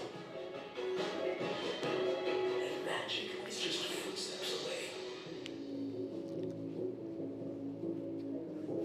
This is the meeting point of ingenuity and enterprise, where your dreams and hard work are secured and your boldness is rewarded. This is the land where the future lives and your tomorrow begins.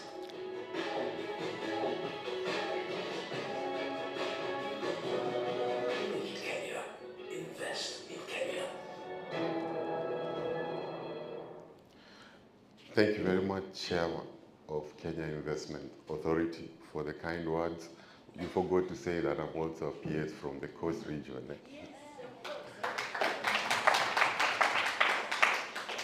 And for June, I think your per diem for today will be withdrawn, because we have promised to give investors a first-class treatment, and their investment experience in their investment journey should be a happy experience. You cannot talk to your bosses like that, right? These are investors, we are here for them. So if they are not understanding, you make them understand, right? If you take a flight and we're in the first class seat, you are always served, even if you don't understand, they make you understand what is the issue so that you can respond to it. So the way you talk to them, that was not okay. And the punishment is your per diem will be withdrawn. The CEO of County Investment Corporation, the CEO of Jumuiya ya Pwani, distinguished investors, good morning. Good afternoon. Let me say this. When this administration came to power, they came to power because there was a challenge, an economic challenge. Our economy was in a storm. And not only a storm in a teacup, but a perfect economic storm. This storm had three impacts on our deficit. The first deficit is our balance of payment deficit, where there's the trade deficit, and that is why you can see June is really aggressive about it. We are importing more than exporting. And then there is a fiscal deficit and a saving to investment deficit. And that is why this administration came up with an agenda. And the agenda is called Bottom-Up Economic Transformation Agenda, to transform this economy into an economy which is resilient, an economy which is sustainable, and an economy which is inclusive. But we need to look at what are the causes of all these deficits. The causes of all this deficit is productivity and competitiveness. And that is why we are here to ensure that your business is competitive, so that it can attract more investment. At the State Department of Investment Promotion, we have three-pronged strategy. One is investment attraction, investment facilitation and aftercare, and investment enabling. Under investment attraction, we are here to make sure that the investment climate and the business environment is conducive. What do we mean by conducive? It must be facilitative and enabling. Two is the investment opportunity which you want investors to invest in. There must be investment grade. They must be bankable. And that is why I am happy to note that you're willing to work with us to make sure how we can have a program to make sure this investment opportunity by the youth and the MSME, they are taken to a bankability status. And three is the aggressive campaign of both our investment climate and business environment together with the investment opportunity, investment grade opportunity. But that's not important. The most important part is the investment facilitation and aftercare. And that is why we're here. We need to make sure we continuously engage with private sector to identify areas of reform so that we can intervene. I'm happy to note that from the tea sector and the coffee sector, that is a fact that we export 95% of our tea and coffee without value and process. And the president had said we want to move, he has given us a target, to move the 5% to 50%. So we are moving, we have made a policy decision, moving from value passing to value creation. And with respect to tea and coffee, if you look at this Finance Act, we have said that if you purchase tea or coffee for the purposes of value addition for export, the 16% VAT has been zero rated. I think that's a fact, right? So we are in a journey. We are starting the journey. And today I note that for us to make it more competitive, we need to look at the issue of packaging. Is that correct? And the issue of sampling. So we'll get into that. I think after this we can have a sit down with June and see how we can progress that. We usually meet every quarter with the business association. It's only now that we are coming down to the actual business in the spirit of bottom-up. And after that, all the issues identified, they have to be intervened through three ways. Either through a Finance Act, if it's a tax issue. If it's a regulatory issue, there's a business amendment bill, which we are now, we want to take it to Parliament.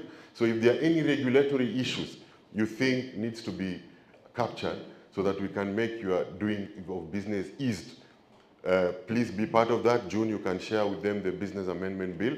And third are administrative issues in terms of automating and business process re-engineering. So in the Finance Act, the president had pronounced like more than 10 pro-business policy reforms which were featured in the Finance Act, just to make sure that your business environment is eased. What we are remaining with is the Business Amendment Bill for this year, for regulatory matters. However, if you think there are burning tax issues which needs to be removed, we sit together so that we can make sure the next Finance Act will capture those. Are we okay? Good. So June has been said that the government does not have ears. We have ears and big ears. I don't know. So if there is a problem, you think we have big ears and we're not listening, we now have a structured way on a three line of defense. Wherever you have written a letter to and you think it is not responded, now you can write to K-Invest as a first start, one-stop center. And if you think the K-Invest is also frustrating you, the president has operationalized National Investment Council chaired by himself. So you can see there are three lines of defense. You've written to KRA, you think they are not responding, write to June. June will coordinate with KRA to make sure the response comes through. If the June is also not responding, you write to the National Investment Council with the chair of Kenya Investment Council seats and the president is the chair. Is that structure comprehensive enough to give you confidence that you are here to make sure we facilitate you and give you an effective aftercare program? Is that okay, or you think it needs to be improved? Does that show that we are here, we have ears, big ears, we are listening, and if you don't listen, there's an accountability mechanism? So that is okay. And in terms of who bears the responsibility, the buck, where does the buck stop? The buck stops with me, because I'm the one who was given by the contract by the president to make sure the business environment is eased. So if you're knocking someone's door and he's not opening, call me. My number is 0722 355 103. Is that 0722 355 103? Because if there is someone to go, I'll be the first one. Right? Because I'm appointed direct by the president. June is appointed by the board. But it's very easy to let me go. So if there's a problem on the business environment, you call me and then I will push it. Is that correct? So in our priority areas, in our business environment space, we are prioritizing business registration. We are prioritizing business licensing, levies, and taxation issues. We are prioritizing utility connections. We are prioritizing import and export facilitation. We are prioritizing construction approvals. We are prioritizing property registrations. We are prioritizing access to finance, access to justice, intellectual property issues, and immigration and labor issues. So those are 10-point agenda in our business reforms and transformation. How the State Department is structured?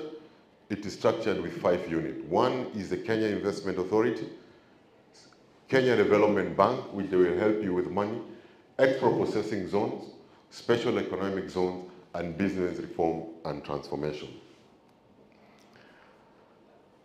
I've heard about the issue of the electric tuk-tuk. That is where the government is going on e-mobility. And that is a strategic agenda of government, and we will do everything to facilitate that investment. And if you think that it needs some de-risking, our KDC is here, we'll allocate funds for that. And I think in this Finance Act, we have zero-rated all the importation of all that. But that is in the short term, in the immediate term. In the short term and long term is what June has said, we need to be thinking of assembling those e-mobility vehicle or tuk-tuk here in Kenya so that we can create the jobs and the opportunities here. There's another issue of, what was the other issue which we were supposed to, I was to respond to? If I have missed anything. The tech space, okay, the tech space, you wanted some de-risking. You want it to be financed, right? So right now we have venture capitalists which they are focusing on the tech space. So you can talk to June and then we can, you know, facilitate that linkage between your ideas and the venture capitalists. But if you think the more money is needed, KDC will also help. KDC gives more money, minimum is 10 million. So if it is less than 10 million, we will look for other ways, because digitization and MSME they are two main pillars of the bottom-up economic transformation agenda. I think there was an issue of the standardization of our investment promotion framework. You said that, yeah? Because you believe that maybe everyone is promoting their own things or promoting in an unstructured way. And I agree with you, there is no way we can let June do everything. So we need to work together. I'm happy to note that, and you know counties are the next investment frontier, and in Coast, we already have the investment corporations and the Jumuiya, the economic bloc. So maybe June we can see how we can work together with the investment corporation and the Jumuiya, and we can have a standard way of doing it. Maybe one package which we can agree, this is how we are going to sell Kenya, so that investors are not confused. Because June, if you go and tell them this and then Jumuiya goes tell them another thing, they will be confused. Yes, Chair, you wanted to say something? Harmony, yes, it needs to be harmonized and standardized. So we can standardize an information package, and then after that, after the standard one, then you can talk about the cost opportunities, the cost investment grant opportunities, and we need to make them bankable. Is that good enough? I think those are the main issues which have been raised, right? Is there any other thing which you think as the person where the buck stops should manage or should handle? And this is the first time you are seeing a PS coming to this, because people are saying this law, but this is where the economy, the backbone of the economy is where you are placed. And I've been instructed by the President to go to the bottom. And that is why I'm here, and you can access me directly. Thank you very much, sir. I think cheaper unit of kilowatts. Power? Power. Okay. You can turn Kenya around. Oh, okay. So on the issue of power, we know the issue is reliability and affordability. In our special economic zone, we have already gazetted that if you operate there, it will be 10 shilling per kilowatt. I know of the zone is around 18, right? Even more. Even more. But we are looking for a long-term solution in terms of captive power. And there's a person from Kenya Power here. What are you doing to ensure that the cost of power is reduced so that business can progress well? I wouldn't really say exactly we have finalized on what we're doing, but it's something under consideration because we have heard it from our customers. Yes. As we engage them, especially we call them a large power customers, those are the investors. Okay. So there is a discussion, and I believe out of it, in conjunction with APRA and the government, we should be able to come up with a way forward. Oh, okay. But yes, the long term, I yes, think June? I'm a sugar academic. You know, mine has been withdrawn. Oh. So I can stay in touch with the Shire. But what we hear, because the other day we had an energy forum, and the issue, Kenya keep talking about excess power, right? That as a country of excess power, we should then be able to export it and all that. Yet our industries are actually complaining of quality, sustainable, and cost. Now, the big question was, how can we innovatively ensure that we don't run the risk of not running sustainable companies like Kenya Power because of consumption? And there's a proposal to have industrialists also consider off-peak. Because in Kenya during the day, the demand for power is very high, and the industries are suffering because you are competing. Users and manufacturers are competing. Is there a creative, innovative way that we could begin to say from 10 p.m., because from 10 p.m. the usage goes down, from 10 p.m. to 3 a.m. or to 4 a.m., you should be able to operate at a lower tariff of the special economic zone, but then from 5 a.m. or let's say 4 a.m. all the way, then you revert back. Maybe those are the conversations that the national government is looking to have with the industrialists, even as we also consider the aspect of captive power. So captive power and the blending, because if you use the power usiku, it costs a lower cost per kilowatts. But now, maybe for those factories which will have 24-hour shift, they can reduce the cost through using the power at night. Thank you, Bernard. Yes. It is true we have been allowed to buy teas from factories. This was a request from workers in Nairobi who have to come to Mombasa to buy tea. But this exemption of VAT is subject to permission by the Kenya Revenue Authority, KRA. Okay. So you have to apply to be exempted. Kenya consumes 30 million kilos out of 700 million. Okay. So we are literally making 670 million kilos suffer because of 30 million. So the problem there is the application. You don't want to apply. You want it to be automatic, right? To make it, to zero rate it, at the moment, only tea, the option is zero rated. Oh, okay. We want tea across the board to be zero rated. So we can be able to support farmers directly if we don't have the option. Let me get it clear. So at the moment, if you purchase tea and coffee for the purpose of value addition, it is zero rate according to the Finance Act. You are saying? Unfortunately, packers cannot buy tea from the zero rated tea option.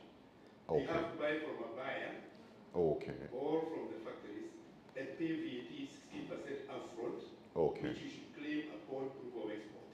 Oh, okay. So yes, we have two levels here. Yes. We have the packers and we have the buyers. Yes. The buyers buy, they bring it to the auction, and then packers now have the option of buying directly from the farmers and the tea factories which are all over the country. Okay. And now that's where the gap is, because when they buy directly, it attracts VAT. Okay. You remember they are value adding, packers. That's but right. then the rest seems to be then enjoying a preferential treatment. I think that's Is that what you're saying? And don't worry, because tea and coffee value chain, those are priority value chain of the president. So iko karibu na moyo wake. So if you think the government did not understand the problem, so we cured a different disease. Yeah. So let's sit down and see what we can do to make sure that value chain becomes competitive. And I think, yes, with your permission, those are the issues. I know we have ears, but they should also write, put it down so that we can present to the National Investment Council for prioritization. You write it down to Kenya Invest, and then it will be. I think PS, the rest are happy. You're happy, yeah? Because June said if you are thriving, you say it, we celebrate. But she did not say if you are surviving and dying, what should we do? We are saying if you are surviving and you are dying, we are here to support you to make sure you are thriving. With those few remarks, I just want to assure you that the government is listening, and we are looking forward to a comprehensive business reform initiatives to be undertaken in priority value chain in a bid to enhance our economic growth. And I commit in the Coast region, we will work closely with Jumuiya and the County County Investment Corporation. You're saying you're the first one, right? Yeah. You're the first. So that means the other counties also needs to come up with such organs. And we'll work together with KENVEST to make sure we take our country to the next level. Thank you very much. God bless you. Asanteni sana. Let's appreciate him one more time. Kama mtanichangia fair. All right. Just to summarize, we're going to come up with a report that we present to the board and also to our peers. The issues that can be handled at that level, we will handle. Anything that needs to be progressed will be progressed. But just to also suggest that further engage through us and give us that written submission so that it can form part of our report. But high level, the issue of energy and power will be taken up, and we hope you can give us that option in writing. I think the issue of data and infrastructure is also key. We talked about standardization and industry specifications. Also, amalgamation and aggregation was discussed. Elements of financing support was also highlighted. We also we also were challenged to speak to the kind of businesses that are supported, and also how then the intermediaries can work with us to build bankable opportunities. Tea value chain, especially issues of taxation and packaging came up, and also diversification of our product portfolio, especially within the tea sector and other natural resources that we have within the coast. I think baobab was mentioned, and I think moringa was also mentioned. Is something that we will take it up with Jumuiya and our investment units within the county to see how we can collaborate to do a little bit more of research on how that can be enhanced.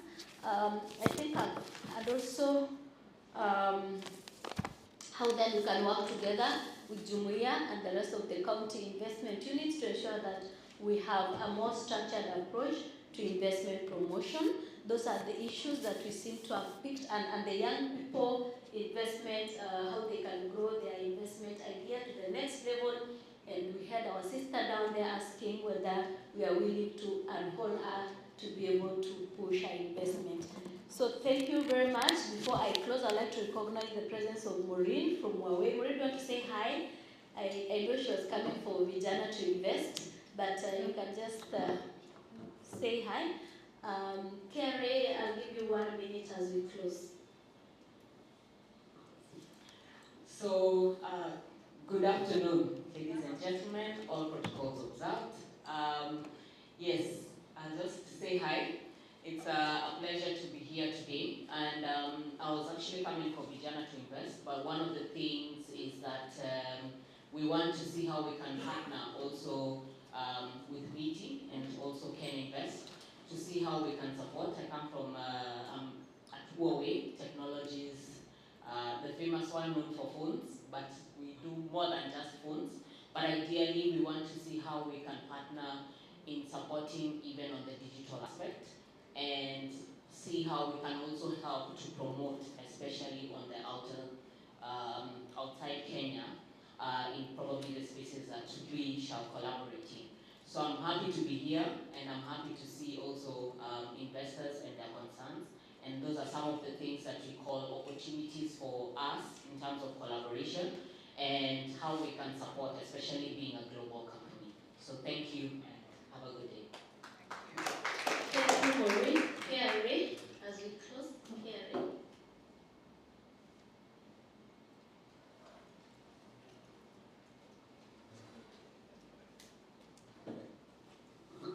Yeah, thank you very much, PS, all protocols observed.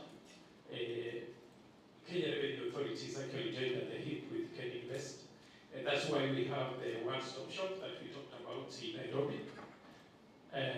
What I would like to tell the MD is that Coastal Region, being in charge of Coastal Region, is that we collect 600 billion in terms of taxes in Coastal Region, the Southern Region. Around 47 billion comes from customs as the imports, exports, and the rest comes from the local domestic taxes. And that's why I came with my team here so that they can be able to appreciate, because whenever we talk about the issue of tax base expansion, investors form that part of the tax base, and in our 8th corporate plan, which we are currently running, we want to increase the tax base from 7 million to around 10 million taxpayers. And when we see investments like you, we want to form part of the issue of guiding you in terms of the issue of taxes, what you need to comply with. When you hear Peter talking there, I heard Peter talking in Kericho during the Tea Convention, and I know there are a lot of issues which relate to taxes. That's why we are here, to be able to work with you during the investments and be able to guide you in that. Lastly, as I finish, I know the theme of this year's Madaraka Day celebrations was on the issue of MSMEs, the issues of the taxpayers month, which the President normally raises in the month of October, immediately after Mashujaa Day, is also on MSMEs. And that's why the launch of this year's Taxpayers Month will be launched in Mombasa, and we are currently planning for that so that we can be able to recognize you people as investors. Thank you. God bless you. Madam Nagila is here to give